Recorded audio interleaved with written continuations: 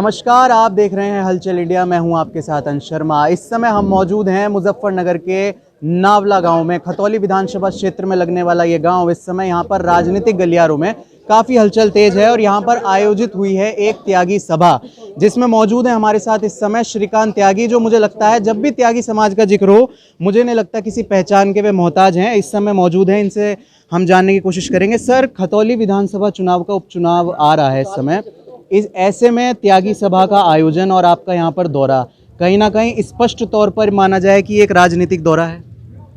बिल्कुल, समाज के लोगों द्वारा जिस तरीके से 21 अगस्त को जो ऐतिहासिक रैली हमारे पक्ष में और हमारे लिए न्याय मांगने के लिए की गई थी, उसको भारतीय जनता पार्टी की सरकार ने अनदेखा करने का काम किया और साथ ही साथ 52 दिन के चले हुए कमिश्नरी पर धरने को, उसमें तमाम हमारे लोगों पर मुकदमे लगे और हमारे घर गए हुए 6 बच्चे जो परिवार से मिलने गए थे उनके ऊपर गुंडा एक्ट लगाई गई। स्वाभाविक है, इतनी बड़ी कार्रवाई षड्यंत्र के तहत की गई और समाज को अपनी धरोहर समझकर एक एग्रीमेंट के आधार पर हमारे समाज को अपना वोट बैंक घोषित कर देना, ये अब नहीं चल पाएगा। आपने अपने संबोधन के दौरान ये भी कहा कि भारतीय जनता पार्टी का कोई भी नेता अगर वोट मांगने आता है तो उसका बहिष्कार करें, लेकिन मैं आपसे जानना चाहता हूँ, आप पूरे त्यागी समाज को यहाँ पे संबोधित कर रहे थे, तो आप त्यागी समाज को क्या विकल्प दे रहे हैं? अगर भारतीय जनता पार्टी नहीं तो कौन? देखिए, ये जो सीट है खतौली, इस सीट को हार जीत से भारतीय जनता पार्टी तो कहीं सरकार गिर नहीं जाएगी। हमारे समाज के लोगों का अस्तित्व खतरे में है। हमारा त्यागी समाज अपने आप को स्थापित करके जो भारतीय जनता पार्टी में अपने आप को स्थापित किया, उसको मजबूत करने का काम किया और आज भारतीय जनता पार्टी उसका एहसान नहीं मान रही है, उसको दरकिनार कर देने का काम कर रही है।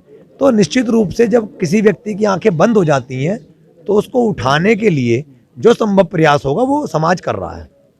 इस समय खतौली विधानसभा चुनाव पूरे राजनीतिक गलियारों में पूरी हलचल है।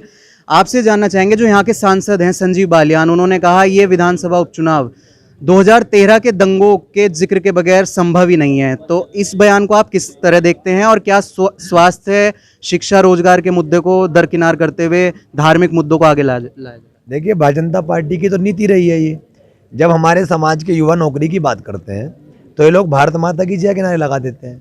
जब हमारे समाज के युवा महंगाई की बात करते हैं या बुजुर्ग हमारी महिलाएं महंगाई पे बात करती हैं तो पाकिस्तान मुर्दाबाद की बात कर देते हैं। जब इनसे बात होती है कि हमारे गांव में सड़क नहीं है, खरंजे नहीं है, तो ये कहते हैं मुसलमानों ने माहौल ख़राब किया हुआ है। ये इनसे आप बात पूछिए, आप ए कहेंगे ये जेड कहेंगे, आप बी कहेंगे ये वाई कहेंगे। बेसिकली इनके पास कोई जवाब नहीं है। फिलहाल हमारी लड़ाई अपने समाज को लेकर है।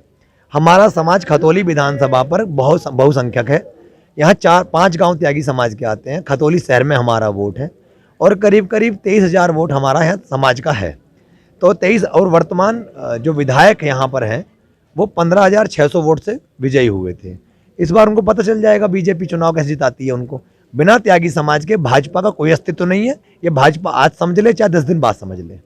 तो इस त्यागी सभा के द्वारा हमारे दर्शकों को और पूरे त्यागी समाज को क्या संदेश देना चाहेंगे? और जो आपने अभी लाइन कही कि बिना त्यागी समाज के भाजपा नहीं जीत सकती, इसका आशय एक बार और जरा स्पष्ट करें। इसका आशय स्पष्ट है कि त्यागी समाज जिसको भाजपा धरोहर बताती आई है अपनी, तो धरोहर की बहुत ज़्यादा चिंता करनी पड़ती है, उसकी देखभाल करनी पड़ती है, वरना धरोहर जो है वो लुट जाती है। तो स्वाभाविक है कि हमारा समाज भारतीय जनता पार्टी से मोहमुक्त हो चुका है और इस समय उसके विकल्प में काला चोर भी अगर चुनाव लड़ने की स्थिति में जीतने की, तो उसको चुनाव जिताने का काम करेगा त्यागी समाज, क्योंकि कम से कम उसको जिताने पर हमारे समाज को सुरक्षित और उसको संरक्षण देने का काम वो काला चोर ही करे। हमें लगता है वो ज़्यादा बेहतर विकल्प है।